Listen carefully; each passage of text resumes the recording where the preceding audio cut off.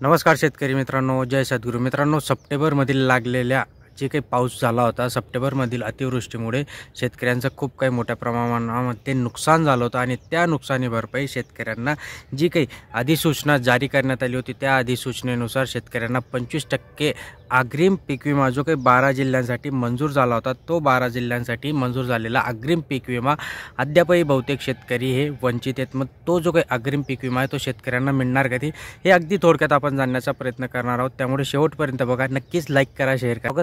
ऑगस्टच्या शेवटच्या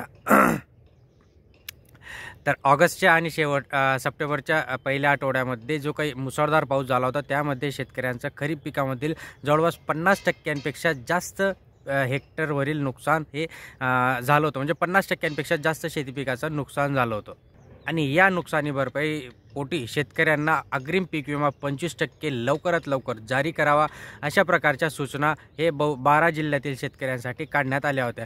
ते कोणते जिल्हे होते त्यासाठी आपण ऑलरेडी व्हिडिओ बनवले, त्यासाठी तुम्हाला आपल्या चॅनलवरती मिळतील. पण मग आता ह्या ज्या काही अधिसूचना काढण्यात आल्या होत्या, या अधिसूचनेनुसार शेतकऱ्यांना अद्यापही जी काही नुकसान भरपाई वाटप व्हायला पाहिजे होती, 25% अग्रिम पीक विमा वाटप व्हायला पाहिजे होता, तो अग्रिम पीक विमा अजून देखील वाटप झालेला नाही आहे. त्यामुळे जी काही समिती बसवल्या होत्या त्या समितींच्या सर्वेक्षणानुसार, अहवालानुसार जे सर्व पिकांमध्ये 50%पेक्षा जास्त शेती पिकाचं नुकसान झालं असल्याने त्यामुळे सोयाबीन, तूर, ज्वारी यांचं जवळपास नुकसान झाल्याने 25% परतावा देण्याचे निर्देश हे कंपन्यांना देण्यात आले होते. याबाबत सर्व जिल्हाधिकारी जे होते त्यांनी बैठका देखील घेतल्या होत्या. वित्त विभाग सर्व, आपल्याला जर आठवत असेल तर मुख्यमंत्री एकनाथ शिंदे यांनी देखील बैठका घेतल्या होत्या. मग या बैठका घेऊन देखील अद्यापही शेतकऱ्यांना त्या संदर्भात जी काही नुकसान भरपाई मिळायला पाहिजे होती ती मिळालेली नाही आहे. आणि एक परवाच एक बैठक झाली, म्हणजे